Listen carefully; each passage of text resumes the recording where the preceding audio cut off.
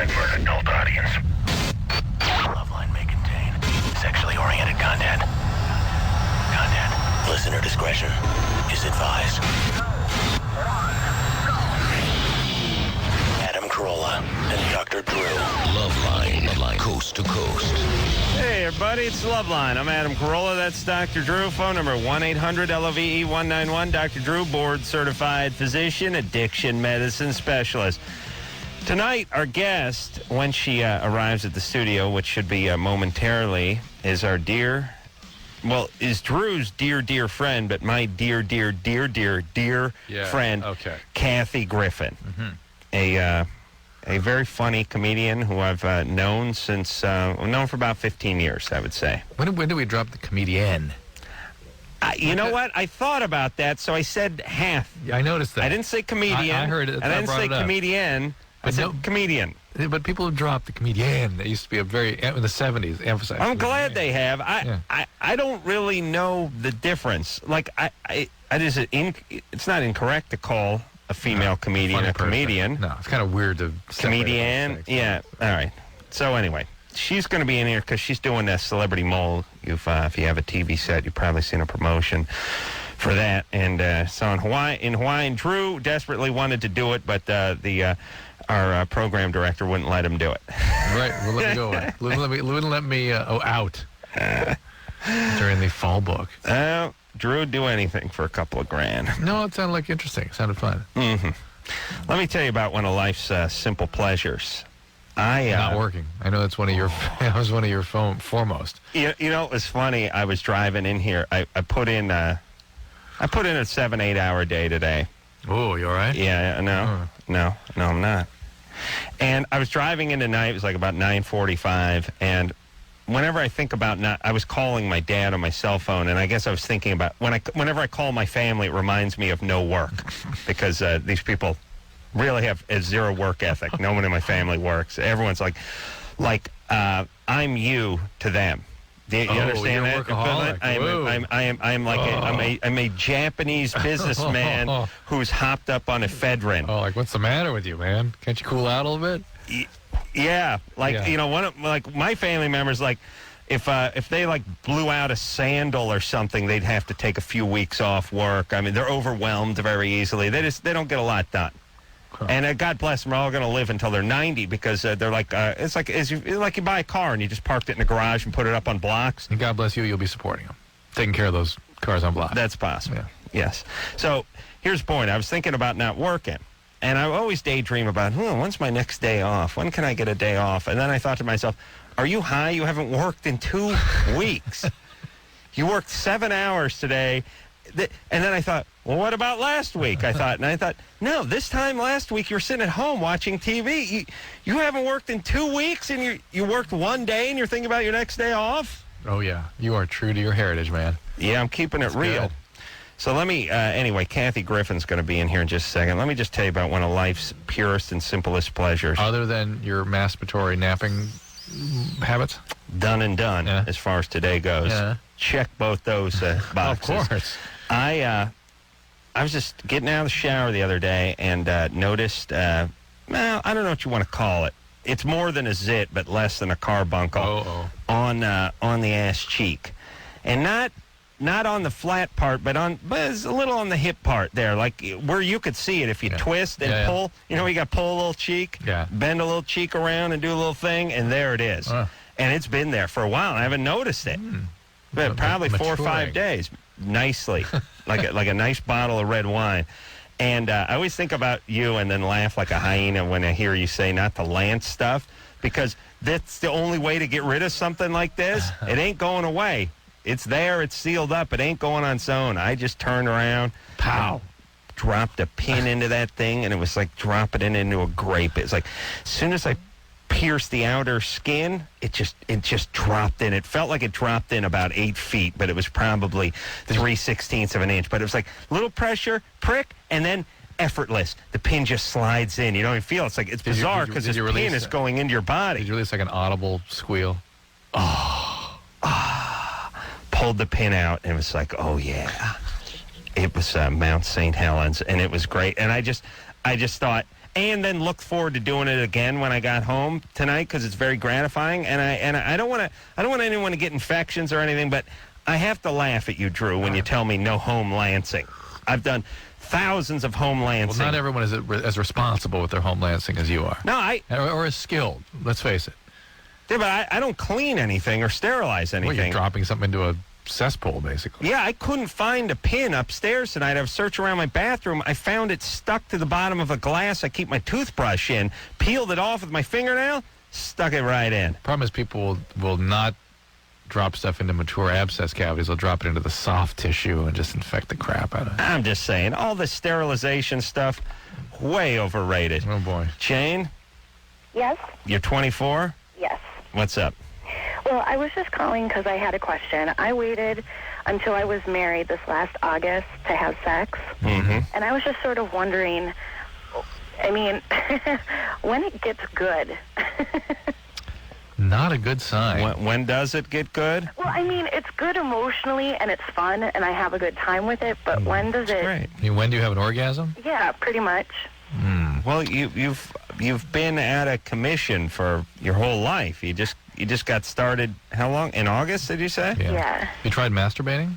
Oh, yeah, I did that before I got married. So you're able to have an orgasm. Yes.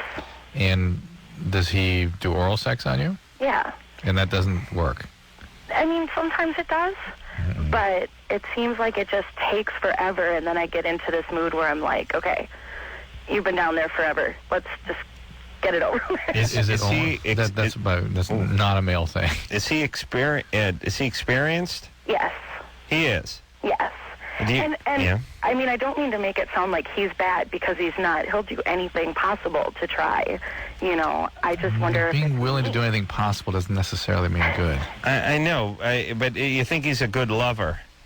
I mean, other than the part where he's game. Well, I think so because, I mean, he's very, like... All right, hold on. Kathy Griffin is just coming to the studio, by the way. Hi, fellas. Kathy? Good to see you, Kathy. I walked in and I just heard, do you think he's a good lover? Yeah. I knew I was in the right place. Yeah, although I almost never say lover, do I? That's very gay in the 1970s of you. Thank you. This is my lover, Richard.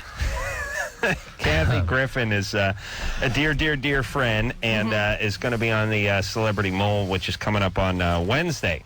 This Wednesday. I've never been prouder. 10 o'clock on ABC. Of course, you can't say who the mole is. I can't say anything. I can't say if I'm the mole. I can't say how many episodes I may or may not last. I can't say if I win. Nothing. My goodness. Was it fun? It was fun sometimes. Challenging. It was challenging, yes. Was it challenging? Yes, I'm not a thrill seeker. Okay, I don't want to jump off cliffs. It was Right. that kind of crap where I Right. show up and they're like, put a bathing suit on and jump off a cliff. Right. I don't want to. I have cellulite and also a fear of heights. And let's see, Stephen And I have a Baldwin, fear of my cellulite. So Corbin Burnson. it's all the D-list, fellas. Let's be honest. It's strictly D-list all the way. Well, Kim Coles, we know. Who's Michael Boatman? He's on Spin City and Arliss. Hold on a second. I know he's going to be on the show after I say this, but does Arliss need to be on? How long has It was just Arliss canceled. been on? It was just canceled. It was on for like 5 years or so. It was on forever. It was on like 8 or 9 seasons, it seemed like. Somebody loved it. Nobody loved it. Sports guys funny. must have loved it. No, listen, all I do is hang out with sports guys, and nobody liked it. Frederic von Naziman is in here. Yes. Um, Still a member of the party. Eric Von Detten. Now, who's Eric Von Detten? Exactly. He's the co-star of Dinotopia. Oh, Dinotopia. Yeah. That's the level we're dealing with here, okay? That's that food ride at Disneyland? That's where you get into I that can't believe they didn't get in get... the diner booth and How they did go they in a not circle? get Darva and Coolio? I Okay, don't know. where were they that day? Because I was ready to look over on the plane and see Darva. Well, listen, Kathy. At least you're not being dwarfed by these celebrities. You're the biggest name You think? in this batch. All right. Yeah. I'll take it. I'd say so. If that's all I got, I'll take it. Any personality conflicts? Yes, a lot of personality conflicts. Here's the thing. I don't get along with people that well to begin with. Mm-hmm. And I don't want to be jumping off cliffs with any of these people. Right. I didn't like any of them, and none of them liked me. Oof. No, that's not true. I actually really got along well with Michael Boatman and Kim Coles. And the host, Ahmad Rashad, who I found to be delightful. Oh, yeah. Nice. Samantha. He was very sweet and very funny, and I liked him a lot. And anyone you didn't get along with? I did not get along with, Corbin Burnson, I think could kill people. Like, he's one of those guys, you know how people are always ending up buried in the Angeles Crest Forest? Right. That forest I will never go to, by the way. It's the only time I hear about it on the news is when someone's buried there. I thought it was a graveyard. I didn't really know it was before. I thought it was a Jewish cemetery. Well, you might want to check Burnson's DNA. I think he might have buried a few people there. Really? Wow. Yeah. And Baldwin, you get along with him? Yeah, Baldwin got so mad at me one time he choked me. He's got a lot of anger issues. And what about Frederic? Frederic, I tried to choke. Oh, really? So there's a lot of choking going on. All right. And this is Wednesday night. Now I want to see this. See? Yeah. Come Wednesday on. night, 10 o'clock. You got to TiVo it, Drew. And also, I'm also back at the Laugh Factory now on Thursdays, so I can actually dish the previous night's mole. Oh, I see. Now, Yes. is how many episodes? There are 6 episodes. Oh, 6 episodes. Yeah. Okay.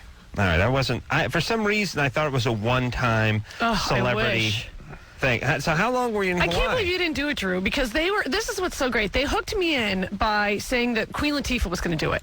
So I was like, that's cool. I'm in. And then, of course, she pulled out. But, of course, I was like, well, I've made a commitment. You know, I'm still in. Right. And then down to the wire, of course, they couldn't get anybody. Right. And then they said that you were going to do it, Drew. So what the hell happened? They would let me on the radio. Now I want to choke you. Yeah.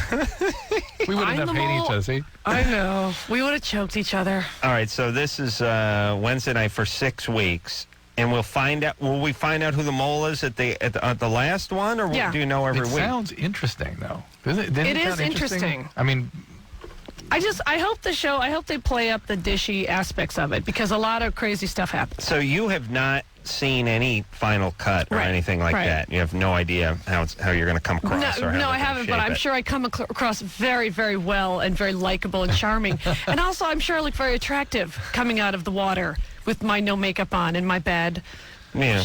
attitude and chagrin. I know. You know, it is a little. I always think about it with these shows, these survival type shows. Like, as I just got done telling Drew, I lanced carbuncle on my ass That's cheek. so disgusting. Well, You heard about that's it? life. He's Yes, a doctor. I did. He's a doctor. But here's my point. You know you're on the radio. oh, Yeah, but no. I use this mic as an intercom to communicate with Drew, who has to use headphones to hear me. That's the way I look at it. I hope you put rubbing alcohol on the pen. No. At least. He Absolutely scraped it not. out of his toothpaste Right. jar. Here's my point. These survival shows where everyone's walking around and nothing but some Zoris and a sarong, and no one's got makeup on. There's no plucking going on. I mean, you know, when I was thinking about this with Survivor, I'd have a whitehead on my forehead for 17 episodes and no one would say anything. You know, like, how do they? Can they check themselves? I don't know. Like women, and then women especially, because you know, It's awful. Kathy's practically Phyllis Diller. I mean, it's just Right. 2-3 hours. Gotta have my before- lashes on. You know me. No, I mean, I'm saying she doesn't go down to Starbucks without having her stylist swing by the house and put something together for The her. team is there every morning. That's right. Yeah. All right. Oh, wait a minute. Who are we talking to, Drew?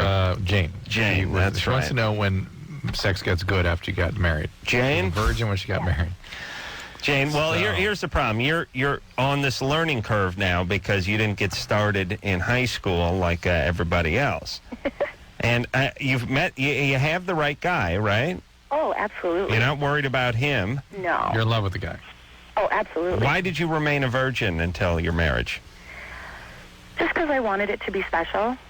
Yeah, look how special it is for her now. Wow, yeah, really paid dividends. No, it really was. Because It was. I'm actually really glad that I did. Are you Jessica Simpson, and are you talking about Nick Lachey from 98 Degrees? Because I heard about them. Now, you're not a religious person? Well, yeah, I was raised in a Christian family. But do you have a problem? Do you feel uncomfortable with your sexuality? Is there a problem when you guys are together? Oh, no. And in fact, I was engaged before this person. And, you know, we started to fool around, but in front of him, I couldn't even get undressed. How come? I mean, because he was just a pig. I am 5'2", and I weigh 180 pounds, and he had this big issue with my weight, so I dumped him. And, you know, that's why I didn't marry him, because I just didn't want that. Adam, don't say well, let me word. Let me do the radio math. What is it? 5'2", 180. Let me grab my abacus here. Give me 5. I get 5'1" and 3/16, 198. I just did the radio math, but here's my point. Is we start to peel the layers of the onion back, it's always a little something in there. Yeah. Why can't she have a nice cheeseburger and enjoy her life? She's fine. I'm not talking about the weight. Friends. I'm not she talking can about have a few extra pounds. I'm not talking about the weight. I'm talking about there's always more than meets the eye. It's like, hey, why were you a virgin? Hey, I just wanted it to be special. How's the guy? He's great. And then you start to scratch. You scratch and sniff. That pig. Right. So now there's some issues. Yeah. Okay. Well, let me ask you, Jane. I'm sorry, what? How do you feel about yourself? Oh, I mean, I don't know what you want me to go into, but I like who I am. Good. Did you ever have problems with who you are? Oh, yeah. What happened? Well, my dad gave me a piece of advice when I was in junior high and just said, the second you stop caring about what other people think about you and start caring about what you think about you, then everybody else will like what they see. And so I just followed that. And what was your dad was a Jiminy Cricket? Who was your dad? What? Yeah. No, he didn't, well, my dad from time to time has sang When You Wish Upon a Star, but that's a whole different. Do you think that you've used your weight? Wait. Forget it. I don't know. Her dad gave her some warmed over euphemism about something, and who cares? She's way up in her head. Let me see if I can get it out. All right. Jane. You know. Do you ever think that you used your weight to push people away? I think right now I use Do you, just honestly, has your weight been sort of a comfort, a way of keeping people at arm's distance? Not really, because I'm a real social person. And you've never had boyfriends, though? Oh, I've had boyfriends. But never had sex with them? Never had sex. And you're close with them, long-term relationships, that sort of thing? With the one before my husband, yes. The pig? The pig. All right. How did that go from a close, loving relationship to he's a pig? It's just, everything started off fine, and after we'd been together for a couple of years, he kept putting off the marriage, saying that he didn't want to marry me until I lost the weight. And even when we found out that it was a genetic thing that caused me to gain the weight, still didn't believe me. Okay. And I broke up with him. And all right, good. She had enough dignity and self-worth to break up with the guy, and that's good. All right. So she'll settle in with this guy. You need to work with your present husband. Just really communicate with him, keep at it, learn, explore each other. Yeah. Don't hold back. All right. But she is up in her head. There are some issues going on. You can't get, it's like emotionally detached. Yeah. But, why does she have to do everything? I hate when you guys do this. Why isn't the husband has to do some work? So he does. Maybe he's terrible in bed. She said he will do anything she asks him. She opened with that. He does everything, anything I ask, he'll do it immediately. Well, why is she always asking? Why isn't it a little more mutual? Yeah. Sounds like she's exhausted. God bless her dad, though, for giving her that piece of trite advice. My only thing I remember my dad telling me was that tough skins just as good as Levi's. Don't worry about it. Don't worry about what the kids say. We're saving $2.75 so that you can sit on the geek bench, but that's fine. Those shiny reinforced denim jeans, that's fine. Drew, did you have to get the tough skins? Or did you have Levi's when you were a kid? Yeah. You did? Yeah. All right. Drew, are you a child of privilege? Yeah, sort of. Yeah. His parents had money, but they kind of waved it around in front of him, you know what I mean? What does that mean? You didn't really get any? He perceives his life as not getting that. But let me tell you where the cutoff points are for the haves and the have-nots with the kids. For males at least, and to some degree for females too. Did you get to wear Levi jeans, or did you have to wear the super denim ones that J.C. Penney put out because they're $1.50 cheaper? No, pennies for sure. Okay, so if you had Levi's, you're already on the good side of that line. If you had Levi's, you're pretty high and mighty. And here's the second one. So Levi's versus super denim and tough skin, which was Sears, and the second division, and this is probably more for guys than it is for girls. Did you have a Schwinn bicycle or a Huffy? Yeah, you're looking at Mr. Huffy with the super denim jeans over here. Nice. Did you have a Schwinn? Yep. Oh, Drew, I never want to hear another word out of you. Wow. Levi's peddling his Schwinn around in his Levi's, ladies and Look at little gentlemen. Lord Fauntleroy over here. That's right. Schwinn and Levi's, please. Amy, Yeah. you're 22? And I was styling. Oh, I never knew Drew had a Schwinn. You're done. Yeah. You're 22. No, never mind the fact that I was 19 with my knees dragging on the ground. I think it was still the one the 4-year-old should be driving. Oh, The banana Drew. Cry me. The banana seat. Cry me a river. With the big hand. He had a Stingray, that son of a bitch. Right. Amy, what's up? You're 22.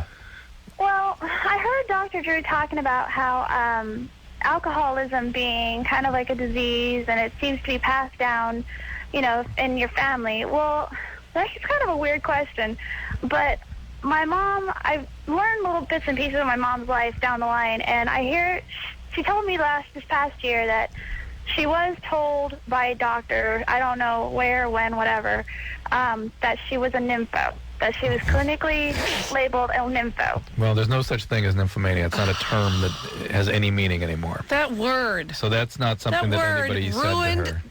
decades. So that's not a term. Now, she may be a sexual addict or a sexual compulsive. But yeah, And- I've labeled it as nympho, but And yeah. if she's a compulsive or sex addict, that suggests that she was sexually abused in childhood at some point. Well, see, I know she wasn't sexually abused or anything like that because I know my Is she grandparents bipolar? pretty well. Doesn't have to be from the parents. It could have been a neighbor or anybody. I mean, it could have I babysitter. don't know. I don't dig too far to my mom's past. Yeah, so family. there's really three. You There's, stop at nympho and just basically hose. there are three common issues that come to bear on sexual compulsion and excessive sexuality, and that is bipolarity. If somebody has a manic history and they get manic and have sort of hypersexuality on that basis. 2, they get sexually abused, and 3, addiction. The sexual compulsive or sexual addiction can be part of a global addictive process. Okay.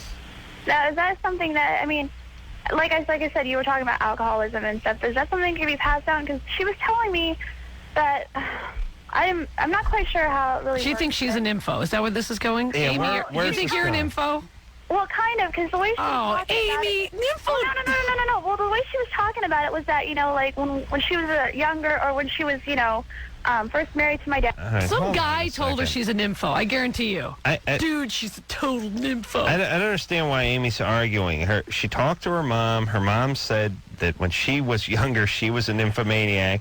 She thinks it's been passed down to her. And then when you ask her about that, she's like, no, my mom. No, my mom said, no. Like, what's your question? Yeah. I don't want to talk about your mom. Do you think you're a nymphomaniac or not?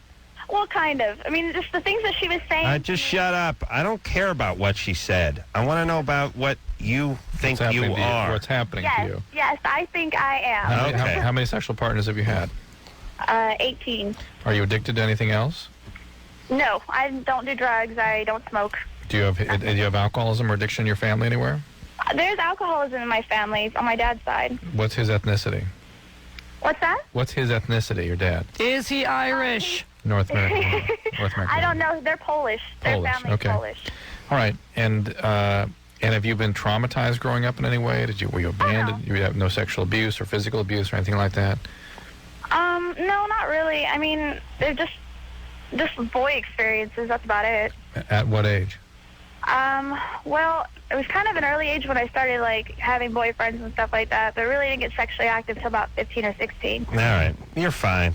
You just run a little hot, baby. That's all right. You may be an addict too. And addicts do this sort of thing. This may be the earliest manifestation of your sort of your thrill-seeking behavior. Sounds a little Let's keep the manic-y. partners down to a shout, though, okay? Let's not try to break any records, Yeah. Amy. Well, 18, just 22. All right. Living up there in Alaska. Let's not do 18 at one time. Right. And also, That's No Kathy's point. trains, there are no other trains things that pulling. certain personality disorders too, like borderline personalities, can be sexually compulsive, and those women with mothers with those sorts of disorders tend to pass personality problems onto their daughters. Plus, you got a mom with some boundary issues when Right. she's sitting the daughter down and telling her, let me tell you about when your mama was a whore. Mama went to a doctor who said she was an info. Yeah. What doctor is that? Yeah. I got Dr. fakey doctor from Fakey Town? Yeah, Dr. Bombay was explaining to her she was a nympho. Benny Bobots. All right, Kathy Griffin is here tonight. Celebrity Mole coming up this Wednesday, 10 o'clock. Laugh Factory every Thursday, 8 o'clock. Celebrity Mole be on ABC. We'll take a quick break. We'll be right back. Hey, everybody, it's Loveline. I'm Adam Carolla. That's Dr. Drew. Phone number 1-800-LOVE-191. Kathy Griffin is our guest tonight. She's a dear old friend. Known Kathy for a good, I'd say 15 years. Yes. Kathy has no mic. I have no mic. There you go. There it is. Always La, la, la, surprised, la, la. Anderson. Okay. She's on Celebrity Mole, which is coming up on ABC this Wednesday, 10 o'clock. And then she can also be found at the Laugh Factory, which is out here on Sunset. Thursday nights. And also, if you live in Seattle, I will be there at Town Hall January 22nd. Nice. Doing stand-up? Doing stand-up. You know, I was in Vancouver, or basically above Vancouver during the New Year's, and the Space Needle had the best fireworks display I've ever seen. Really? I mean, we should forget New York Times Square. What's their secret? I don't know. It was spectacular. It was They amazing. launch it from... All coming out of the Space Needle, all different directions, and out the sides stuff of coming it, out of the top and stuff? the bottom, but all around it and out from it. It really was amazing. And I thought I've never seen this. Never seen a broadcast. Yeah, never hear about No. Seattle. And it had that great, huge music. It's at the base. At the base of it is their music museum. You know. Then they had great music playing, and it was all timed to the fireworks. Where were you watching it from? Canada. I was sort of in Vancouver. I was above Vancouver. And you were able to see it from... Because the television in that area is basically from out of Seattle. Oh, I thought you were watching it. No. At a rooftop in Vancouver okay. with just really good All vision. right, you're such a great storyteller. I was up above Seattle. I was watching this beautiful thing with the States. You're watching on TV, you schmuck. All right. Kathy Griffin, everybody. And you know, this stand-up, it becomes like a trade that you can ply whenever something's not going on. Oh, thank God. In between gigs, thank right? God. Yes, thank God for stand-up. That's how, I have years when that's my main source of income. Really? Yeah, I'm telling you, that and commercials. Oh, thank God. Yeah, now what's let's talk about Kathy Griffin for a second. What is Are we your getting life? inside? Yeah, we're delving. All right. Now, what's the plan? I mean, you want to do another sitcom? Yes, I'm actually doing a pilot of my own show for NBC, so I'm very excited about that. So I think we're going to shoot that in March, and that will be Is that a sitcom? a sitcom based on my life and my experience, and more importantly, my point of view. But it's a pilot, so it may never see the light of day. We'll see. Right. And I'm very excited about that. And I'm a jack of all trades. Monday, I'm going to be a presenter at the American Music Awards. Oh, and I saw in Access Hollywood tonight that the gift bags for presenters and performers are worth $30,000. I can't wait. What is it? I don't know. I don't care. $30,000? It says worth. Now, they also have weird stuff in there. Like one time I got an e-bike, like an electric bicycle. That probably was worth like $4,000 or whatever. But I'm thinking electronics. Yeah. Oh, yeah. Which is my thing. It is amazing. Oh, I can't wait. It's amazing how you work too, which is if somebody says, "Hey, we want you to come do this gig, we'll give you $8,000." You're like, "Please, I'm not getting on a plane for that." But if they say, "We'll give you $5,000 worth of junk," you're like, where do I sign up? Yeah. It's very gratifying. It's like Cracker Jack. How about all the what's in the celebrities that go to Cracker Jack parties for a phone?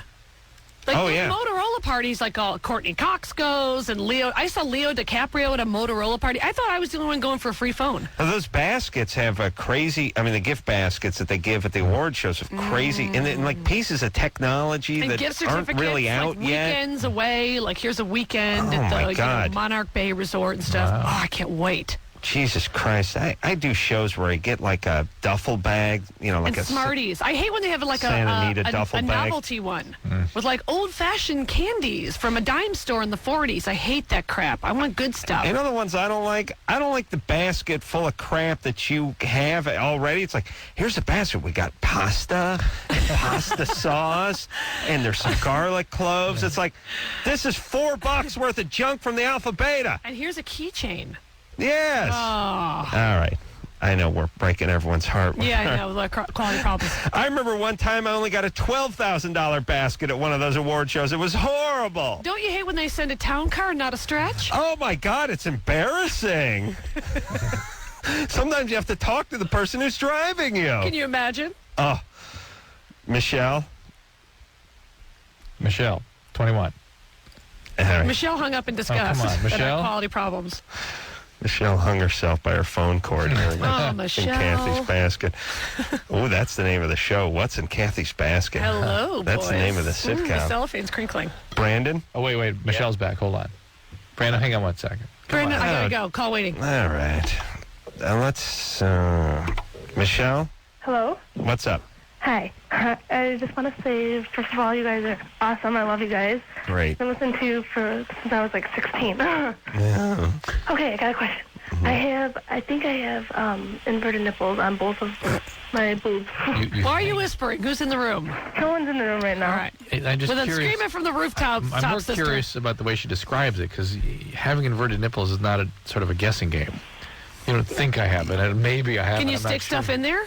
Can I what? Like stick things in there? Like No, does not- lint get caught in there and stuff? No, it's more, I guess, maybe like flat. Flat nipples. Okay. They don't protrude. No. No matter what, they don't. No. Okay. And if you get excited or anything, they don't move. What about when you're cold? No, it's like a little tiny little bit. Maybe like it pokes out just a little bit. Do you have how is the size of your cans? They're 38C. That's Whoa! And what about the areola? Is that big? Not really. Not that big. Okay. So, but inverted really means inverted. Like there'd be like a crease going in. Yeah, it's more, I guess more like flat. Yeah, just flat with a Okay. little protrusion. That's all right. Well, what do you Mine do? are pretty flat as well. I don't What- think this is a medical No. problem. What do you Not do at all. for nursing, though? I mean, what do you do when you have kids? They'll show up on. Really? Really? Yeah. Yeah. That was one of my questions. I was Yeah. wondering if there was anything you could do for it or... They'll You present have, themselves. you have any kids? No. Nope. All right. You married? Nope. You got a man? Not right now. I was going out with someone for 4 years and we just broke up like a few months ago. Yeah. Did he break up with you? Well, he broke up with me, and then we got back together for like 4 months, and then it was kind of mutual, but having a little bit of a hard time letting him go, you know. Yeah. 4 years, that's a long time. Yeah. Have you tried stalking him, like driving by his house and stuff? I do that sometimes. I know, it's fun, isn't it? Huh? It's fun, right? Oh, yeah. I know, I love Always. it. It's good. No, you gotta let this one go. Oh, it sorry. needs to end. Yeah, I Time to know. get on with things. All right. You find a guy who can appreciate But you call him a not couple more having times to nipples. hang up. Okay. Why not? All right, baby. Thank you, guys. I love you guys. Take Thanks. care. Bye-bye. Isn't it nice to, and it's like on one hand, it's like saying, well, isn't it nice not having to brush your teeth and comb your hair and take a shower? But it's like, yeah, but you're dead. Do you know what I mean? Right. Like, it's nice not having to deal with that part of relationships.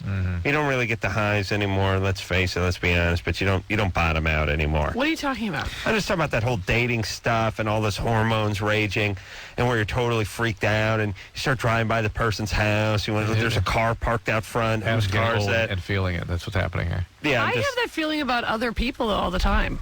what feeling? Just people that I'm very angry with, or still want to drive by their house and throw stuff in their windows and stuff. Like ex relationship? oh, no, type just people I work with. Oh, right. There's not a day goes by that I don't want to throw something in Brooke Shields' window. A Really? little rock or... No, I'm just kidding. She's a dynamite lady, that Brooke That's right. Shields. How do you know? I did this movie with Oh, her. you're in that movie that comes on cable, you two. Yeah. Oh, you know what? And I'm supposed to be embarrassed about the celebrity mole. Come on, you guys, own it. That wasn't a bad movie. Come on, what are you talking about? It wasn't that sucky a movie. God. Anderson shaking his head like a chihuahua. Jonathan in the back of a Sheck with Mexican his car. dyed platinum tips. All right, yeah, it wasn't You a know great what? movie. It's time wasn't to a great own movie. something. Wasn't great. But let me say, our part was fine. We just Because it's just improv. you guys doing your thing. We just did our thing. I don't feel embarrassed. Nor did about we it. really know we were being filmed for a movie. We didn't know We really what was didn't. going on. They just put us. We were in a cinder block garage, right? Right. In Burbank, and they went just ask a Start couple talking. questions. Start talking. Yeah. That was it. Wow. I didn't think the movie was that bad. I didn't think it was. Let me You were get so something excited to see your own image that all of a sudden it's a straight. great film. No, I thought no, the no. movie. You didn't travel with it to No. the festival circuit, I No. hope. No. Oh no! I thought the movie was going to be god awful, unwatchable kind of thing, and it was just not good. That's Kathy, what I want to say. we really didn't know this was. What does that Kathy, mean? If someone calls you, you'll just go to their garage and start talking? Interesting as a movie, and we get there, and they're like, "Yeah, just sit down and ask Yeah, they questions." offered us some money, and they said, "You just sit around and talk." And we literally assumed this was not going to go to print. This is not going to be a movie. Well, it didn't really. Yeah, it really didn't. We never. I've never seen it.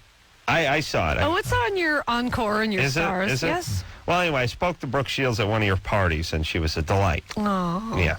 Joe? Hello? You're 32?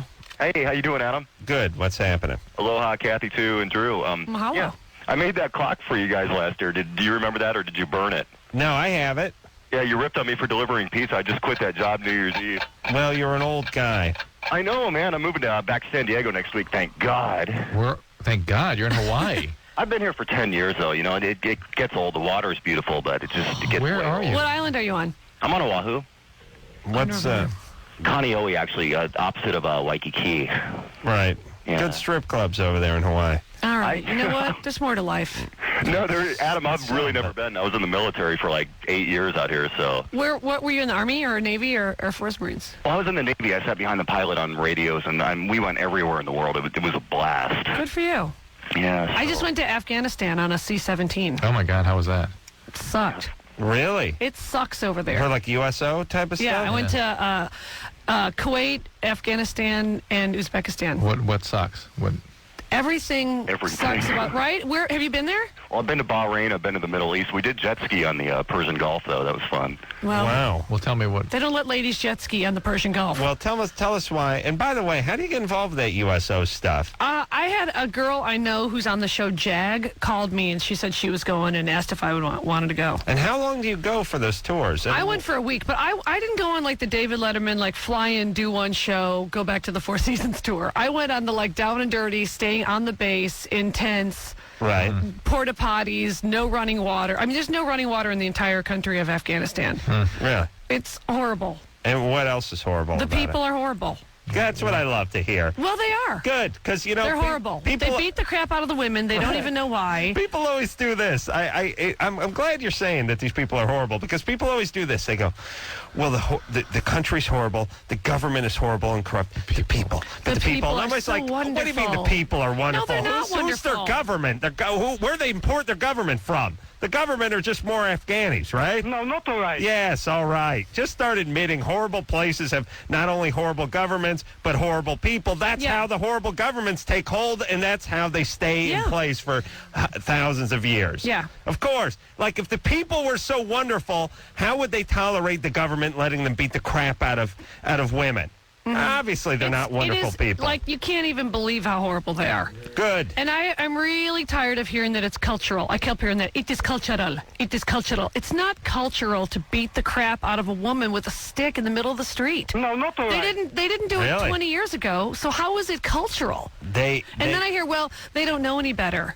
That's not even true. First of all, in Afghanistan, a lot of the people that I met, some of the locals, they defecate in their homes. They defecate in their homes. Well, I've done that. In a popcorn And they kept saying because they don't know any better. They're so poor. I said, dogs don't crap where they live and sleep. What does that mean? They don't know any better. They just crap on the floor? And you know the women, like when you see the women crouching in the burqas, they pee right there. They're taking a crap? Oh. Yeah, it's right there. It's inside or outside. Really? The filth. I mean, the filth. It is so disgusting there. And then I was of course, on this mission to like. They're wonderful people. I was on this mission to do like this is this thing I wanted to do. I was doing jokes at the USO about how I wanted to do ballectomies. You know how they do the clitorectomies there. Well, I just wanted to go town to town cutting balls off the local men because I felt like it was a little time for payback.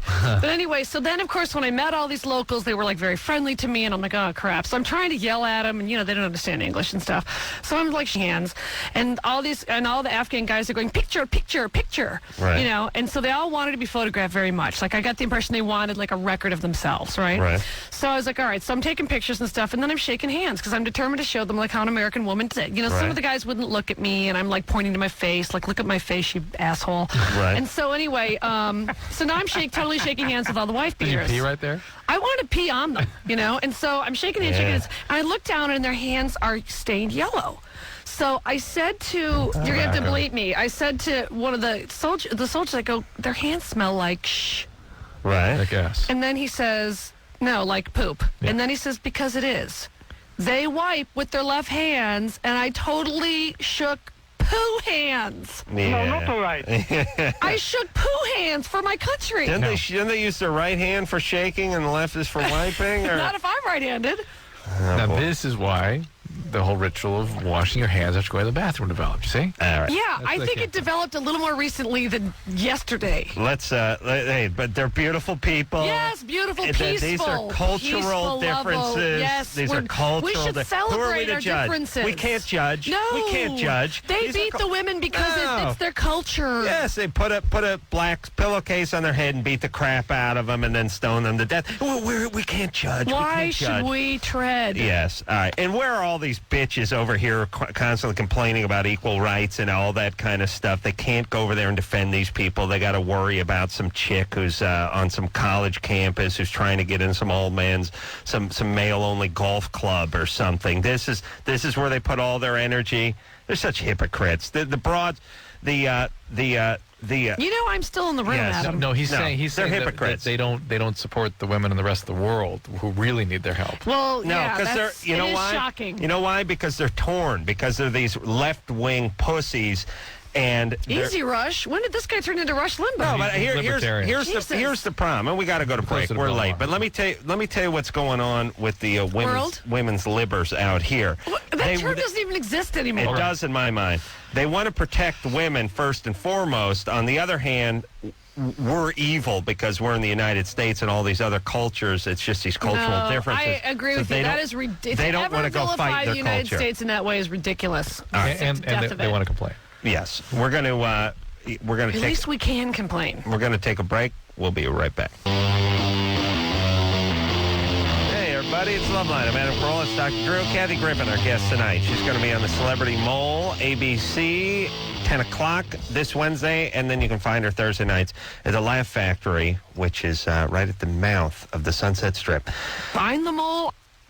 All right, we're going to try and take some calls. It's hard with Kathy, especially she just got back from Middle East. Afghanistan and everything. It's amazing. And we got halfway into our call with the guy from Hawaii. He said he just gave me a clock and he's moving back here, and then we forgot about him. But that's all right. Kathy's more interesting anyway. What's Brandon? his problem? What's We Brandon's never- we problem? never All right. know. I never know. He sent me a clock, and I want him to know that it's in my garage and I use it. Thank you. Brandon, Yes. what's up? I had a question about pot withdrawal symptoms. I quit smoking pot for New Year's after I'd been smoking steadily for about 5 or 6 months. That'd be like 2 to 3 times a week. And, I have this anxiety problem. I can't sleep right. I only get minimal sleep, and if I do, it's very light. And Yeah, marijuana withdrawal is very much like an opiate withdrawal, and it lasts up to 6 months. And the treachery with it is definitely sleep is disturbed for many, many weeks. And the other thing that is real prominent is mood disturbances. You can get very depressed. In fact, there's a rather striking incidence of suicidality in that first 6 months of marijuana abstinence. well, that's not good news. So you should be going San to... Diego's going to clear that right up. The other thing is, no, this is not. This is He's Seattle. gone. There's somebody Oh, different. sorry. Yeah. The other thing is you need to get some MA meetings, or you will go back to using, or you will use something else. That's just, it's a progressive disease. It has, it's marked by relapses. Well, unless you can't he do just, something. take a chill pill? No. I quit of my own accord. So is it possible for me then to taper off? Would that dull the symptoms at all? Just go to an MA meeting. You will meet lots of people who've been through exactly what you're going through. They will support you through it. I would also suggest you talk to an addictionologist who's used to helping you with medication that counteracts some of this. I like the negotiating. Well, what if I taper? I know. Well, that's negotiation part of addiction. Well, how That's- long? that's how you know But you're he's addicted. 19. Yeah, He's got that big a problem with weed that at age 19 he's... withdrawing. Yeah. What's your It takes suggestion? That he just I was parties for a I was while? I was just reading a study Yeah. tonight that 8 days. You'll have 8 days with animal studies, then you'll have withdrawal. I was just beating off and napping tonight, Yeah. and then I ate some Rock and Roll ice cream, but Yeah. How old are you, Adam? 13? 12. Okay. 38. But I lead a very interesting, eclectic life. Very eclectic. Charmed neglect. Beating off an ice cream. Yeah, And not, Sounds like napping, a Nora napping. Ephron movie. not into the ice Did you cream. cry? No, I beat off. I took a nap. I made myself a sundae. I lanced a boil on my ass. gross. But then I skipped rope. Well, then it's okay. You redeemed yourself. I redeemed myself. Right. By the clock that my Hawaiian friend gave you. Sean, you're 28? Yes, Sean. Yes, Sean, what's up? Sean, what's Get the up? name right, seriously. Hey, how you guys doing? I love your show. Thanks, Sean. Thanks. How do you guys make money with all those PSAs? That's actually my number one question. Oh, I don't know. Wait, you mean the public service announcements you hear during the commercial breaks? Yeah. Yeah, I don't know. I don't know how often they play those and in what city and all that kind of stuff. Stay out of trouble. You guys are like donuts in the middle of all that stuff. What does that mean? I don't know what that means. Whatever. Okay, anyways, my big question... All right. Well, hold on, Sean. We've got to go to break. I don't know. Coincidentally. I do like donuts, But think about your attitude. Think about reformulate a question. I don't mind his attitude, but all I do mind is people act like we're driving cross country and we just shut the door and I announced the radio's broken. So I guess we're in for a haul. Not that they're on a national radio show and they may have 2 or 3 minutes to get their important question in. You know, they just we're like donuts in between the PSAs. All right, Kathy Griffin is here. We'll get back. Sean has a question that talks about anal sex. That's what initially attracted me to him. So we'll be back with Kathy and you and Drew after this. Buddy, hey, Loveline, I'm Adam. That's Dr. Drew. Kathy Griffin is our guest tonight. She is going to be on Celebrity Mole, which is coming up this Wednesday at 10 o'clock on ABC. And is also going to be at the Laugh Factory, which is at the mouth of the Sunset Strip. What time are you there? Thursdays at 8 o'clock. 8 o'clock. Thursdays at 8, right on Sunset. Every Thursday? And every Thursday. How much time are you doing? I do it long. I do like an hour and a half. I do a long show. I can't stop talking. Yeah. That's the problem I have. So I'm not one of those comics like, oh, how am I ever going to work up my Leno 6? You know. Right. It's more like how are they ever going to get me off in under 2 hours? Well, hey, there's a note. No, but thank you. There's a note. I shouldn't have had that thard drink. There's a note here on the screen, which is I was driving into work a few weeks back and heard you on Howard Stern. Mm-hmm. Now, mind you, it was a little bit later in the day. It was about 10:30 in the morning out here. And heard you say effed in the ass. And it made it on the air. I heard about that. And it made it on the air. Yeah. In what context? What was, because you know Howard's having that meanest viewer contest or whatever? Listener. Like the meanest, right. Yeah, right. And so anyway, some guy called up and he was like yelling at Howard and he's like, oh yeah, and Kathy Griffin said, well, I heard, do you know what I heard, Howard? I heard that Kathy Griffin's I heard she's got it thick. Like that. And then I said, yeah, I do, and it's big, and I'm going to blank you in the ass with it. And then Howard's like, whoa. But I was like, what? You guys have like that delay button, right? Oh. And he said, no. I said, what? What kind of operation is this? So I assumed that someone, I don't know. I thought they must have a delay. Well, I heard it. But how was it then on the West Coast? Well, listen, I've done that show, and they've bleeped out me saying beating off and stuff like that. You'd be amazed at what they will bleep out on that show. That got through. But F in the A, no problem. Maybe they had bleeped out penis or something from what the guy was saying. No. I think hadn't reset yet for her. I don't know. It's just somebody dropped the ball in a big way. I got a lot of calls about that, though. I was just listening, and you could hear Howard in the background say, well, we're going to have to bleep that out. And I was like, yeah, well, wait a minute. I don't think you did. I heard her say. And then I was like, you go, girl. That's what I was thinking as I was driving. Snaps. Yeah, 2 snaps. That's my girl. Yeah. Look at her. Look at her now. Look at her go. I'm supposed to go back on the Stern Show at the end of the month and throw down with Stephen Baldwin. Oh, boy. Because he and I did not get along on the Celebrity Mole. I find that shocking. And so we're supposed to just have it out once and for all on the Stern Show at the end of the month. Well, we'll be looking forward to that. I can take him. Sean? Yes, I'm still here. You're 28.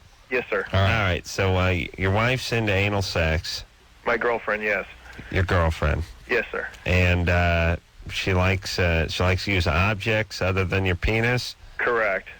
And what kinds of objects? Well, that's the thing is I'm trying to be discretionary about it because I don't know. She's listening.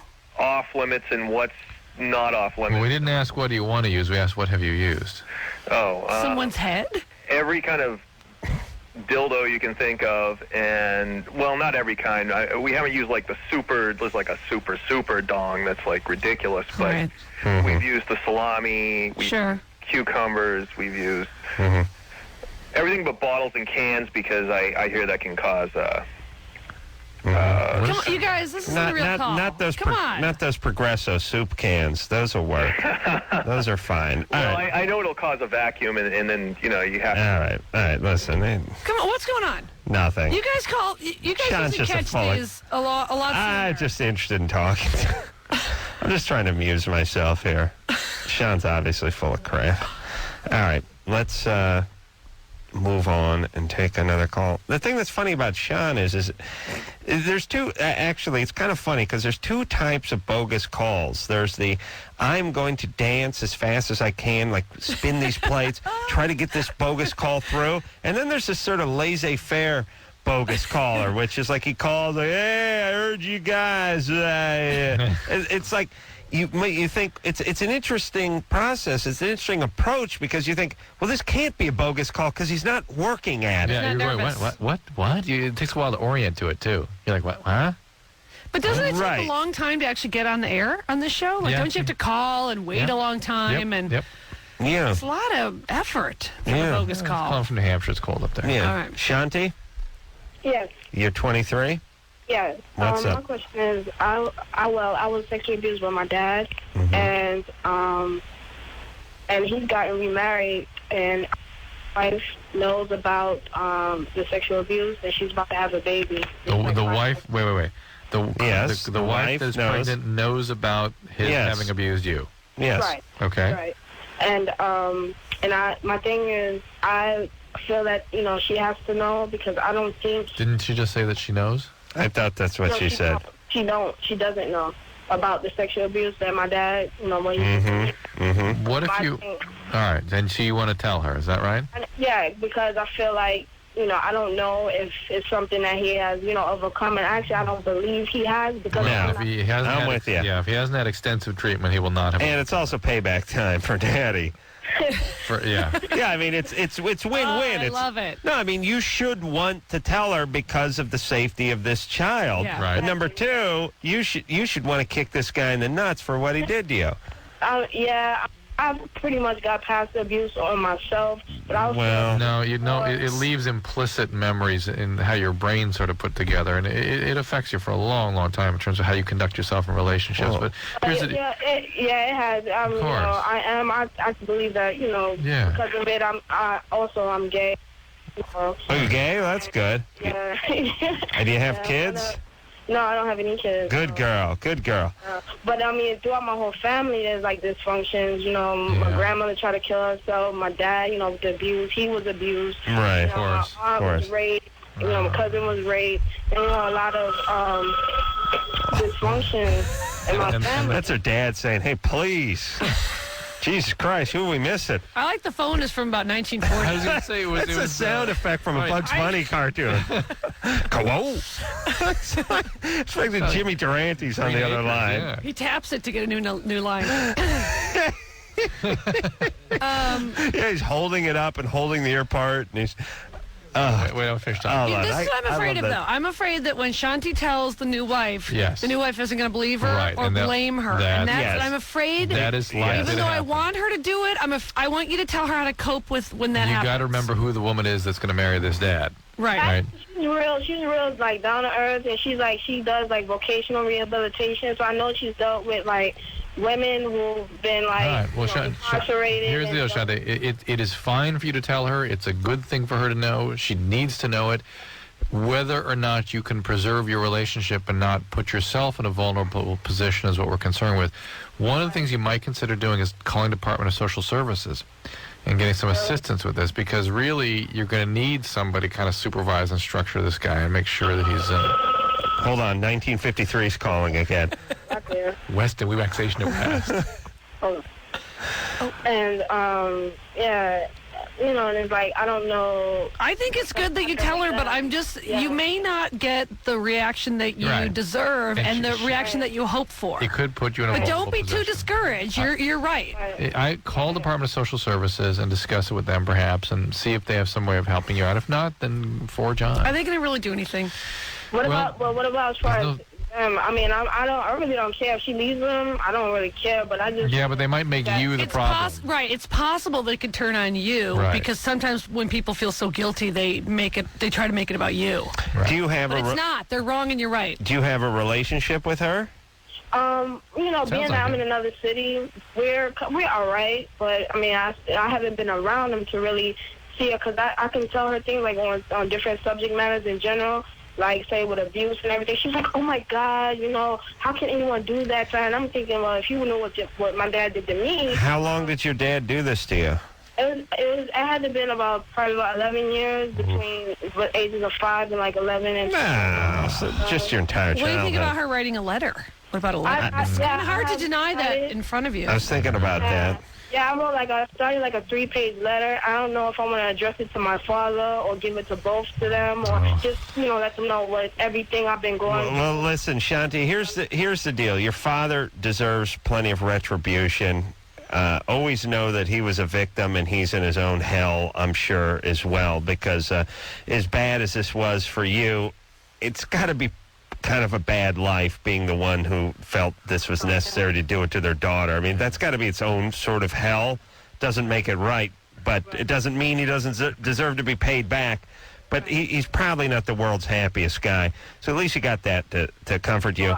I did get a restraining order back, when, because after my brother died, I felt like the only reason why I didn't say anything for so long was because I felt like my brother and my brother and my dad, that was his only son. And right. All right. I felt like... All right. We give you A, permission to get a new phone. And number B, you can you speak to her, but just be prepared to leave and not feel satisfied. You think you're going to get something off your chest. There's going to be a feeling of relief and satisfaction. Yeah. It doesn't usually work that way. You got to take care of yourself, unfortunately. I don't know I spend much time writing a letter to Dad either. Oh, no. I'd write the letter to the new mom. She said she'd written it to him. She said she was going to give one to him and one to her. No. Just I'd deal write with a her. nice little 3-paragraph letter to the new wife. I wouldn't write a letter because then she's going to go, look what your daughter wrote about you. Look, it's right here. Right. And as opposed to just say, look, I'm telling you something. You need to know this. You do with it what you will. I'm always amazed, too, that when people... I understand denial. I understand denial about, you're feeling a lump and you don't want to go to the doctor. I understand that kind of denial. I don't understand the denial when someone comes up and says, Dad was molesting me for a number of years. And you're like, no, he wasn't. Yeah. Like, that kind of denial, really? I mean, I understand putting things off. Your whole world is like a house of cards that comes tumbling down. Right. Because if you admit that Dad did it, then you got to admit that Mom knew, and you got to admit the collusion, and the collusion can be worse than the act itself. It's the whole foundation is rocked. Yeah, I just don't. I understand the part where you want to deny it, where you wish it didn't happen, but the part where you actually say it didn't happen is like, why would this daughter just come forward with this about if this didn't actually indeed happen? Well, what I hate is when people, and I remember this happening to like the McMartin trial and stuff, and everyone would say, child abuse, that's a horrible accusation to make against someone. And all the priests in Boston and stuff. No, it's a horrible crime. Yeah. It's not that horrible an accusation if you didn't do it. Very common crime. They say, those poor priests, they don't get a chance. Oh, God. Yeah. Well, the fact that they want to be priests makes them guilty in my book. Right guilty, they're all guilty. Laura? Yes. We'll see them in hell, and it'll be very ironic when they're burning in their frocks. Oh, I can't wait. At least I'll just be wearing cutoffs and burning. It's going to be ironic when they have the collar and frock on and they're burning. Pope's hat's on fire. It's going to be tough. I'm just going to be wearing gym shorts with my nuts hanging out while I'm burning. Mm-hmm. That's my move. Don't get me started on this Pope. Let me ask you something. What happened to the nuts hanging out of the shorts? That was quite stylish when I was in high school. What happened to that? 3 out of 4 guys during the summer had the sack hanging out of the shorts. And now this is something that young women are being deprived of, I believe.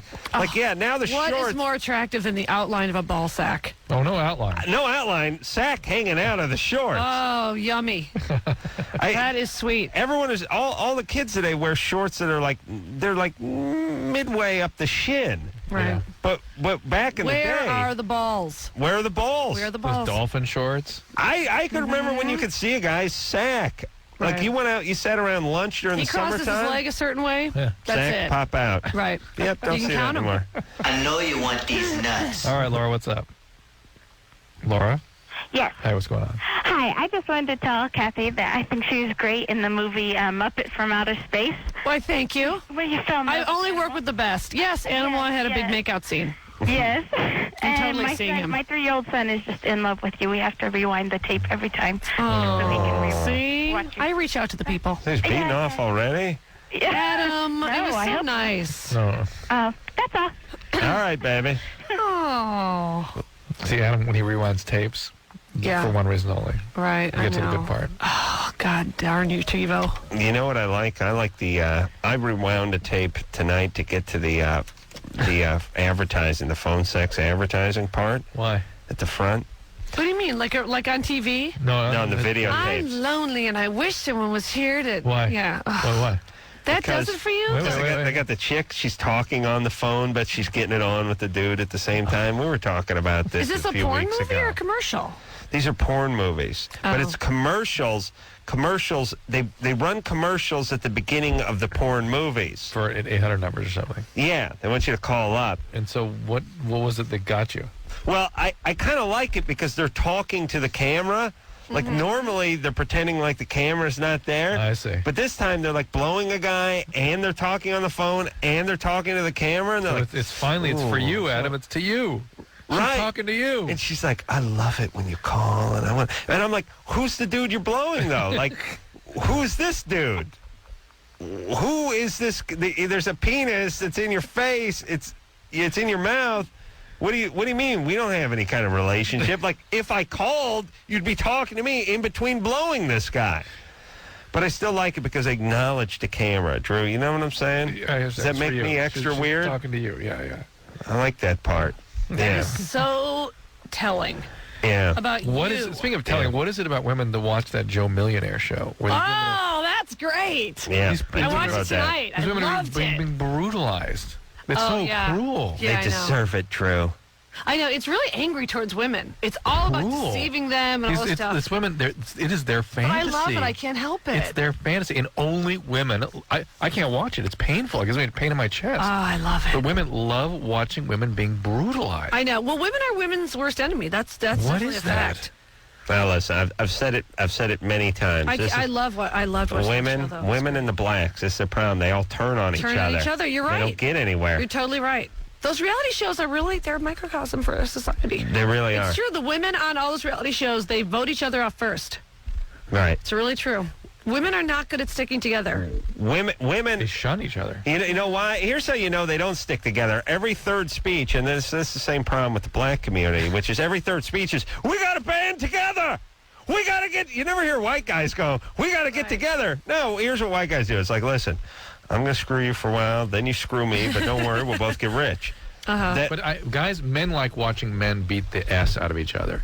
With the swords or whatever, we like Well, violence. women like watching. But women like each other being emotionally We like action and brutalized. violence, but we don't. We compete athletically, and then And we embrace But then when afterwards. we're done, we Yeah, shake yeah. hands and go home. Women, they want to destroy each other. Yes, they're much more fun. devious that way. Fun. It's fun. It's cruel. It's brutal. I love watching The Bachelor with crazy Christy crying and flipping out, and I loved it. Yeah, It's so interesting to me. I just loved it. yeah. All women. Anne goes crazy. My wife crazy. Oh, They can't. it's a dream And come true. especially if a chick's attractive, they love it when they get their comeuppance. That is love a that. dream. Yeah, yeah. Like if some chick is fat and got a big nose, it's like I don't want to see that. you I know, want her to get a break. If she's an exceptional bitch, you'd like to see her get a little something, a little payback. But a hot chick Oh, going down. She's going down. going down, Yeah. nothing better. Oh, it's sweet. It's great when the beautiful people really get it. Oh, I love it. Yeah, and that's what this Joe Millionaire thing's going to be. I think that guy's coming on the show at some We're trying point. to, Ann is desperately trying to come up here. He's a construction worker. He's You're going to get stuff out of him that no one else has gotten out. He's you know very what I'm saying? charming. Let me tell you. No, I'll guarantee he knows nothing. Oh, really? About construction? Yes. All right. Why? watch. You're saying that sight unseen. Because everybody, first off, everyone loves to assign these occupations to people like, he's a construction. No, he's a 23-year-old pretty boy is what he is. And he said he likes getting his hands in the dirt. Believe me, he'll come on the show. He operates a big machine. That's according to whatever. They always make a bigger deal about it. Doing all that. I mean, yeah, but you can learn that. He wears 20 a minutes. really worn-in flannel shirt. It's super hot. So you think he doesn't do any construction? No, I think he drives the tractor. You think he's a temp? Around. I don't know. By the way, if you operate heavy machinery, I don't know why you make $19,000 a year. This guy's get paid a decent amount. The guys who are licensed to drive the backhoes. Maybe he wants to give back to the community. Something you never did. No. All right, let's take a little a break. I'll be glad to get him in here and give him a construction quiz, Drew. He's not a construction worker. He probably knows about driving the equipment. I guarantee he knows nothing. All right. Kathy Griffin is our guest tonight. We'll take a quick break. We'll be right back.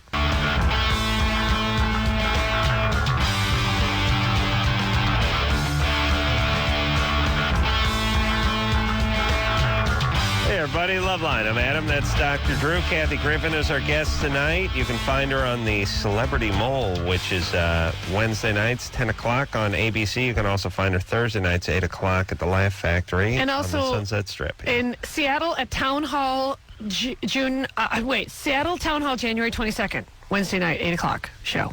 Yeah. Do not miss Kathy. It is a treat. Find the mole. Interesting. She's a laugh rides. Truly very funny. Very funny female comedian.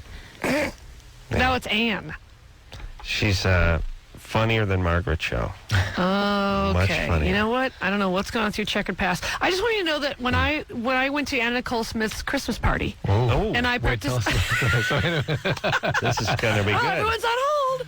And so I went to a Christmas party, and I, love all that stuff and all that kitsch and everything. I love all that. I love a freak show. I love a freak show, and that was like Freak Show Central.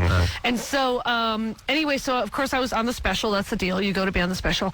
And I went, and I just basically got into arguments with Howard K. Stern the whole time because I don't like him. Cool. Howard K. Stern, her attorney. And he's a piece of work. Very good attorney.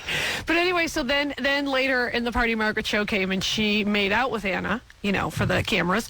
And my mother called and she said she was very disappointed that I went to the party. And Why? she said, Kathleen, you're very funny. You don't need to do those things. And then she said, and what's happened to Margaret Cho? My mother was very disappointed in both of us. Is Margaret, she on the sauce again? No, I believe she's off the sauce. She's sober. That's not a sober move. Sober move, yeah. Oh, well, but it could be a for the cameras move. Yeah, it could be lesing out for the camera. It could be a publicity, moment. Could be a little les-off thing going on. Anna is on the sauce. I can say with complete confidence, she is definitely on the sauce. Was on a lot of sauce that night. Alcohol. Yes. Yeah. But I don't know what pills Holidays. she was taking or what, but I saw her drink a lot. But I mean, everybody drank a lot. It was at Kathy's Christmas party a few years back that Margaret Cho cornered me and explained to me that she was off the sauce and wanted to apologize for sexually harassing me. Oh, A-stepping you. Nice. And I've had this happen a few times where I had a guy who's alcohol AA guy I've known for probably 10 or 15 years call and just call and apologize the other day to me. And I was just at work, and he just said he wanted to call and apologize. And I said, well, why? I like you. I've always liked you and never done anything wrong to me. And it's like, that's part of my inventory. He's doing his 8-step. Doing my step. And I'm like, that's great, but it's intrusive because it's weird for me because now I've been drawn into your step, and I still like the guy and everything, and I was just like, you have no need to apologize, but... Was it Andy Dick? No. Because he needs to do a lot of apologizing. Yeah, apologizing. Andy's not on any step, by the way. He's on the step of his house in a puddle of vomit. I have to leave at this point. Andy came out to do some crank yankers phone calls with us. In Vegas? Yes, and the report back was that Andy's not on any steps. No. You missed him at the Christmas party this year. Yeah. How was he? He had a lot of 18-year-old boys with him. Yeah. And you know they do that thing where they like go in the bathroom for a while, and then they come out, and the boys are like flushed. Yeah. You know what I mean? They have a whole new color to their cheek. The report was they made many trips to the bathroom with this 18-year-old friend. Well, he's got a bad bladder. Yeah. I think we may have to give Andy a little talk if he is willing to come back on the show again. Well, it's an intervention, except for he has to come to us. Yeah, that's my kind of intervention. Live on the air. You guys are not very good sponsors. You're not doing any work. Thanks a lot, Dr. Drew and Adam. All right. Andy's a great guy, and he's a funny guy, but I think he's having a substance problem again. And I don't know about Margaret. Don't say that. I feel bad about that. I'm sorry to hear that. That's true. That's what I think is going on. But don't you find that with Andy it's kind of difficult to tell? There's not a big difference in his behavior when he's sober and when he's using drugs and stuff. I mean, he's kind of like that Tom Arnold thing. It's hard to tell with Tom Arnold. Yes. He's sweaty all the time. When he's doing coke, when he's not doing coke. He's always red and sweaty and kicky and hyper. Chain-smoking Havana cigars. But I don't know if Andy Dick is on drugs or not. I would guess, if I was a betting man, I would say yes. But yes, I agree with you. It's hard to tell with him. Hard to tell. All right. And I hope he's not. I hope he's doing okay. Jesus Christ in heaven! Where has this been? Send me an ounce of this stuff. He's always said if he were to go out, he's going to be on pot. Oh, really? I wouldn't expect too much craziness. Yeah. Could leave what program is that where you can just smoke pot? No, none. But I'm just saying that he always had said if he were to go out, that's where he'd go out. What do you mean by go out? Go out. Go out. Relapse. Oh, okay. Yeah. All right. All I'm saying is the worst experiences I've ever had with people when they're in drugs or on drugs is when they're off drugs and they have to confront me about it and apologize. I've had this happen many a time now with many a person, and it's very uncomfortable because when they're high, they're just high. It's like, okay, Margaret, come on, you're high, baby. Yeah, it's all good. But when they're sober and they're looking you in the eye, and now you've had a couple of high balls and you're Kathy Sounds, you're trying to have a good time, this is where it gets painful. Now, when is my mother going to eighth step you? Yeah. That's because, boy, she has, wow. If I had a dime for every time she hit on you. I got to get your mother? Oh, my God. Oh, we got this year, we had, at the Christmas party, we had The Bachelor. You know that show, The Bachelor? Yeah. My mother was all over him, I swear to God. She was like, you are a charming young man. In that very, World War II way. Well, she was You think I got a couple of pair of good gams? Because you are something, you know. She was diagnosed as a nymphomaniac, just She's like a Kathy. big nympho. My mother's a very big nympho. Brett? Yes. You're 29? Yes, I was listening to your guys' conversation, so... Thanks, everybody. You had a couple beers tonight? No, actually, I am 11 years sober, so that's why I was kind of interested in your conversation. Yes, please do not confront your friends and do your inventory in front of them. It's very uncomfortable for us. It's the making amends is what we're talking about. Yes. You really can't, being sober around. I'm used to being around, people who are, big drinkers, and so I'm now the stick in the mud. Are they at your house now? Because I hear them in the background. No, you're listening to, what is this? Joe Millionaire? A movie? No, it's a movie. All right, anyway. What's up? What's up there, Brett? Oh, I had a question about... It's good to know he hasn't lost his sense of humor and or his his place in personality. the movie. Yeah. And listen, I have a couple of sober friends, and we take them with us. I mean, they drive, they keep the order. There's no problems there. Brett? Yeah. Go ahead. So you wanted to ask? Okay, the question that I had concerned like anal sex. Yeah. I thought it was a very big, taboo until my last girlfriend, and she's the one who turned me on to it. Yeah. And now I'm insatiable about it. It's like, but I don't know how to ask my new partner if she would like to try it. I mean, is there Well, are you insatiable for the actual act, or is it the way your old girlfriend used to sort of react to it? No, the actual act. Because I really enjoy it. All right.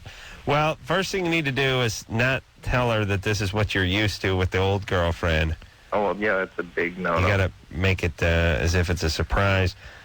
Secondly, I don't think I would, sort of bring it up over breakfast. No. I might attempt to start probing that area a little and experimenting when you guys had the juices flowing and seeing where she was at with it. But be sure to ask her if she likes this and sort of... I would really like to know what juices flow in her anus.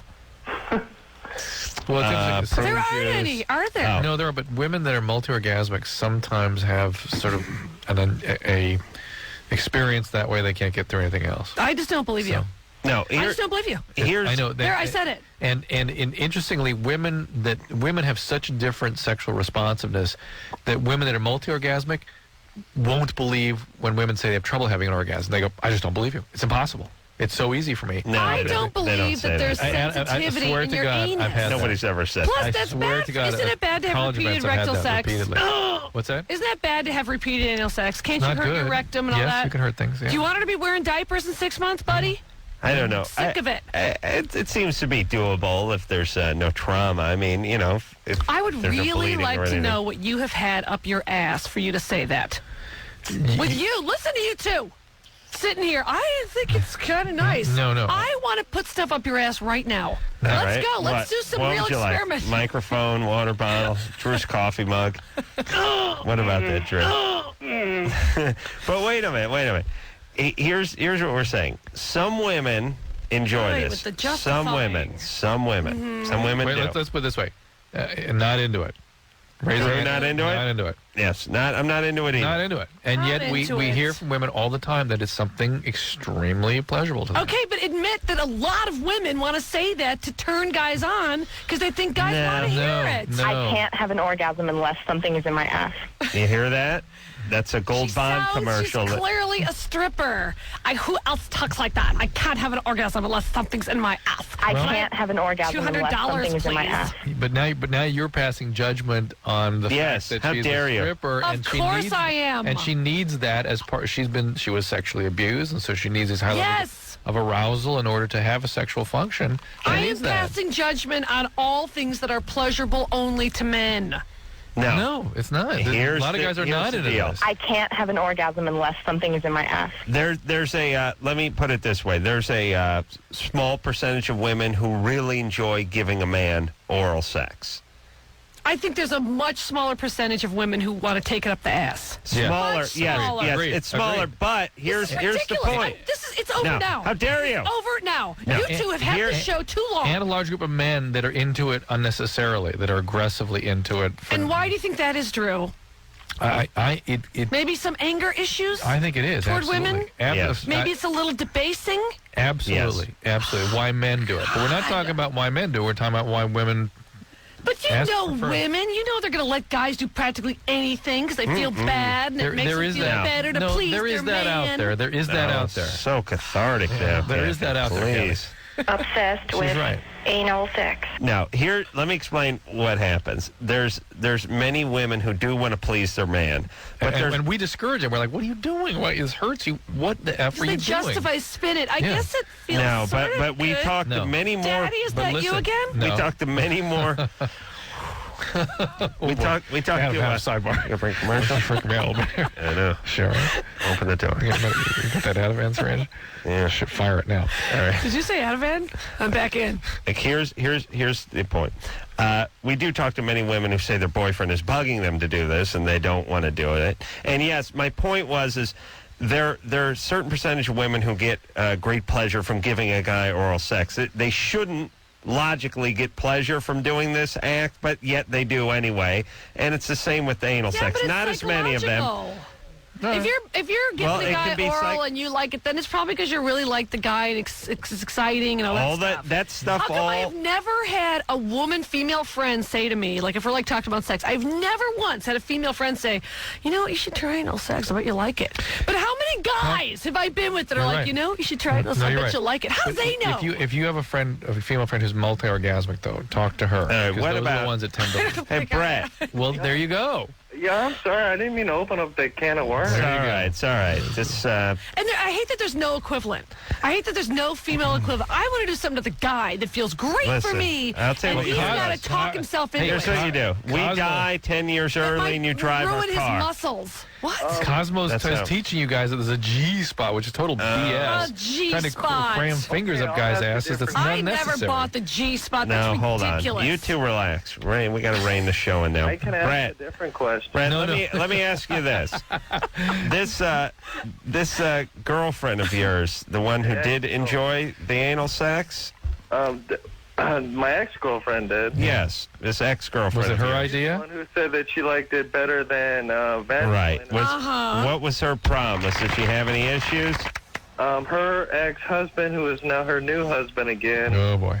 Basically had molested their daughter. That's why they got a divorce. See? You see, Kathy's very healthy. Very healthy. Exactly. It was a very dysfunctional family. I'm glad I'm out of it. It's a bad story. It kind of messed me up for a while. All right. Well, Kathy's right. Then she had some abuse and she was screwed up. But she enjoyed it, yes? Yes. That's the moral of the story. What? Now, the new girl probably is not going to be a fan of this, but, pardon the pun, she may be. So you can ask. Not force, just ask. And if she says no and she's not into it, then that's it. You got to move on to prostitutes. Like a gentleman. Oh, all right. Look, I'm just saying, I don't, Drew, I'm going to put a percentage on this thing. Of women that here we go. Anal sex and actually orgasm from it? No, I'm going to say of women who would look at it as sort of a something that they wouldn't be opposed to. Okay. And not in every session kind of thing, but, weekend, holidays kind of we thing. need two couple categories. times a year. We need ones that actually enjoy it, that really are into it. Wait a minute. What percentages are we talking about? Well, I am saying, we know. We're never wrong. We're never wrong. I would say... Masters and Johnson over here. I would say there's about 4 or 5% would just be sort of open to once a year if I'm in love with the guy. I'd say less than 1% are actually into it. No, I would say that somewhere in that 4% you'd find it was good. We did it twice last year and dug it both times, but it's not part of the every session. No, I'm saying less than 1%. It's like, this is how I get off. Right. Yeah, maybe 1%. All right. Kathy Griffin's our guest tonight. We'll put her in the 99% who would not get off. I would argue that if go ahead, put me in. That if she felt my gentle caress, I'm all yours. Yes. I will do the reach around diddle. By the way, it's where I poo. Okay, remember, fellas, when it sounds so hot, it's where I poo. What about when I give you the reach around diddle? Ew! Oh, gross.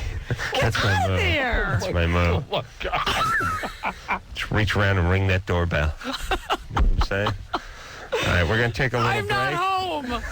Go away. Avon lady. We'll be back. You turned into Paul Lynde for a minute.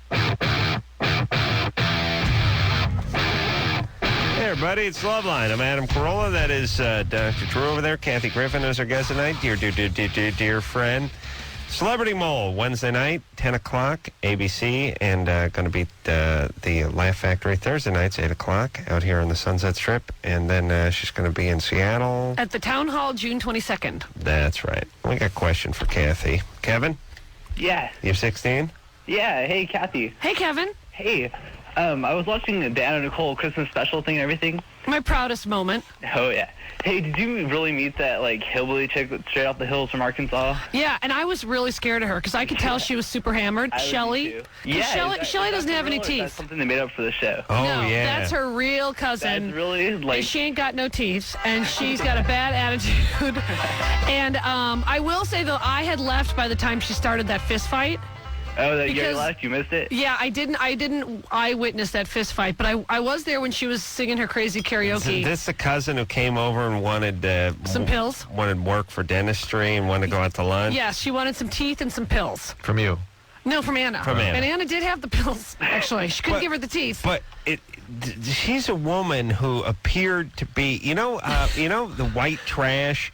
Yeah. White trash women, hard to tell. Like when they're 28, they look like they're 58. Yes, yeah. Well, plus I think she has a bunch of kids, but she's very thin. She's clearly a junkie. It has to be a junkie. I mean, I don't know, but for sure, but appears to be a giant drug alcoholic. And I couldn't tell how old she was, but apparently she's about Anna's age. I remember she's younger because I remember Anna saying that she used to babysit her. That's what I'm saying. So Anna's like 35, right? Here's this woman that looks like she's 58. Right. It's she's like 32. Used to babysit me when I was just a little kid. No, and she it was must like be 28.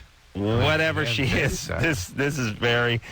Yeah. I like the... And I know that Kimmy, Anna's assistant, said that Shelley just showed up unannounced for the party. Somehow heard about her. I like the rail on the blacks and the Mexicans and stuff for obvious reasons, but nothing better than white trash. Yeah. Nothing. That's nothing money in the trumps bank. White, that is money in the bank. Money in the bank.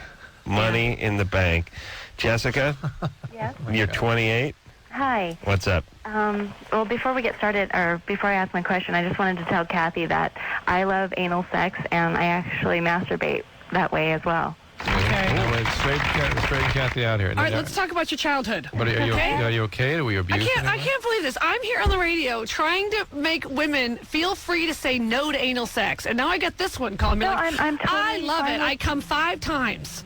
What do you use when you masturbate? Use a finger or dildo? A dildo. Are you multi-orgasmic? Yes. See, but this is the trend, Kathy. It's just how women function. And I'm the fine ones that are with women multi-orgasmic. Not liking it, and they should be able to say no. But how do you feel? Now listen to this. How do you feel about women who can't have an orgasm? Oh, my good word. Wait. How do I feel? I feel very sorry for them. Doesn't that seem kind of weird to you, or no? Yes. Yeah. All right. All right. So you like this, and you do it with your partner as well. Uh-huh. How's your partner? Now, what if you got with a guy who wasn't really down with this, like me or Drew? Even though Drew's a passionate man, he's still not into dipping it into the jar of peanut butter. You know what I'm saying? Well, I'm married, and my husband likes doing it whenever I want it. Really? Yeah. And you're the one that initiates that. Uh-huh. You know, it's like you better start asking questions before I do. I wouldn't mind. Come on, do your thing. I asked her if she'd been traumatized. She says she's fine, right? Yes. No, everything nice in the family growing up? No. As nice as it could be, I guess. When did your dad rape you? No. Not that I know of. Nobody, sodomized you with the business end of a tiki torch or anything like that? No. Okay. Really? You just started liking anal sex. You just started. Women that are multi-orgasmic tend to respond. She's a little more evolved than you sexually, Kathy. My God! No way, baby. I'm not judging. When did I turn into baby? Sweetie, I'm not judging. Oh, gosh. I'm saying you're a little more tight. Okay? She's where a little she more poos. evolved. Right. Think how evolved you'd have to be. Okay, what to let happens somebody when... All right, I want to plunge hear that from down. her what happens when she's having anal sex and the guys get a little bit rough. All right. Because you know there's every But so the often husband's there's... kind of not into it, though. Well, fine. No, then there's her the other guys husband's into before it. the husband. Her And then husband's they get, into it. guys get a little excited. It's the frat party and they've had a little too much punch. How much of a sweet thrill is that? Jessica? Well, usually when I'm having anal sex, I usually go very fast. Okay. You Drew, come on! You a lube girl? You use a lot of lube? Yeah. I control it all the time. I'm always in control. Someone's jealous. I'm sorry. Oh, I know. No, I'm jealous of your husband. That's what I'm talking. But my question is, my husband and I are having a running debate, and with the New Year's coming around and with people doing diets, I read somewhere that when men masturbate, that it takes their body, they burn calories when they create new sperm or whatever to ejaculate you with. burn calories when you blow your nose. I mean, Well, yeah, but... Right. So I guess my question is if they were to masturbate 10 times a day, they would be burning calories and thus losing weight? no, not significantly. Not significantly? No, maybe 2 minutes on a treadmill. Not even. Yeah. Well, because I know when they say when women breastfeed, they lose a lot of weight from that. Yeah, but that is truly concentrating nutrients in the breast. I mean, you're pulling from other sources of calories in your body and creating a nutrient for your child. Okay. It's different. What about cornholing, Drew? How many calories does that burn? It has the word corn in it, and that's starchy, is it not? It's a carbohydrate? That's true. All right, Jessica, you're fine, baby. Okay, well, thank you. You come to Kathy's next Christmas party. I would love to. I think she's hilarious. Thank you, Jessica. You explain to her and Brooke Shields about the cornholing thing. Well, I'll show her. All right, yeah. Is Brooke into that? Please say. Okay, you know what? Yeah, we all are. Okay, we all love it. Well, I'm not interested in you. I want to know about Did you Brooke. hang up on her yet? Hung up on her. She's an idiot. She is. I'm glad she thinks I'm hilarious. God bless. She's an idiot. Wants to know coming 10 times a day is going to be a good diet for her husband. All right. And you two are talking to her like she's not an idiot. I'm sick of it. She's not an intellectual genius. Oh my God. That's evident. So you're saying that if my husband beats off 10 times a day, he will lose a significant amount of weight or not very much? I know. And look at you two. You're like, let me think about this. I always like it when couples have arguments about these things. Like in between cornholing sessions, they're discussing him losing his cheek. The beating off diet. What is that? Look at you two. What's happening? And by the to way, you two? if anyone ever does license you would be that, invisible. I think I'm in for a taste. I mean, you invented it. You could argue that You would that's be like an a intellectual walking coat property of hanger. mine. Your clothes just hanging off you. You can barely function. Yeah, You're so thin. It's Ichabod Carolla. Look at him. Come on here. Let me snap you in half. Margaret Cho would just hold me down and rape me because I wouldn't be strong enough to defend myself. All right. Drew, I don't want to take this next call. What do you want to hear? So who's been on hold for the longest? This guy's been on hold for 61 minutes over here. You talked to her. Oh, he did? That was Jessica. All right. Who's on hold for second? Greg. Yes. You're 29. You hallucinate. You get sleepy when you're driving. Sort of, kind of, yeah. What I've noticed, actually, can I say hi to Kathy? Hi, Kathy. Hello. You are fabulous. Thank you. You're welcome. And hi, Dr. Drew, and hi, Adam. Okay. Thank you. The gays love Kathy Griffin. Oh, I love it. Yes, they do. They will stand behind you, too. I love them. I love them. All right, what's the deal, Greg? Real quick. Yeah, what I've noticed, I do a lot of traveling. It's and if I just had a long day, it's late at night, I'm on the road. When I'm getting really worn out, I will hallucinate. I will be convinced that I see, construction trucks going across the road or cars spinning out, or How sleep deprived are you? Like severely sleep deprived? Say that again? How sleep deprived are you?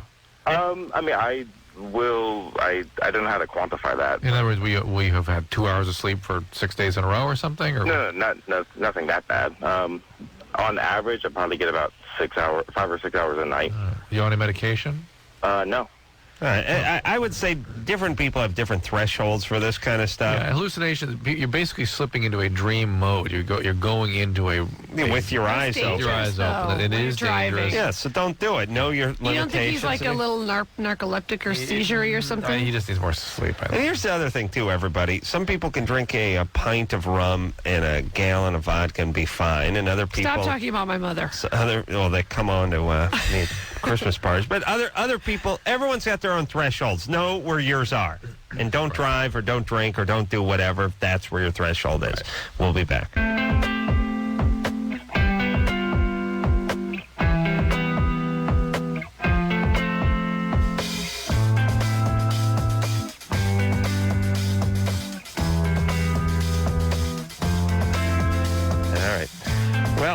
Time has really not helped Kathy Griffin. She's just as bitter and cynical as she ever was, maybe more so. She's really on a jag. Is the marriage going okay? The marriage is going very well. Oh, right. I'm back. Yeah, marriage is going well? Very well, yes. Are you in therapy? No, we're not. I mean, you personally. Oh, no. Okay. I don't need that, man. That's for crazy people. All right. This may take some of that mole money and send it that way. Okay. Celebrity Mole, Wednesday nights, 10 o'clock on ABC, and, of course, the Laugh Factory on Thursdays, 8 o'clock. Yes. And going to be at the... Seattle Town Hall, January 22nd. So until next time, this is Adam Carolla for Dr. Drew saying mahalo. I love anal sex, and I actually masturbate that way as well. This has been Loveline. The opinions expressed on this show are not necessarily those of the staff, management, sponsors, or this station. The producer for Loveline is Ann Wilkins Ingle. Loveline is a presentation of Westwood One Entertainment.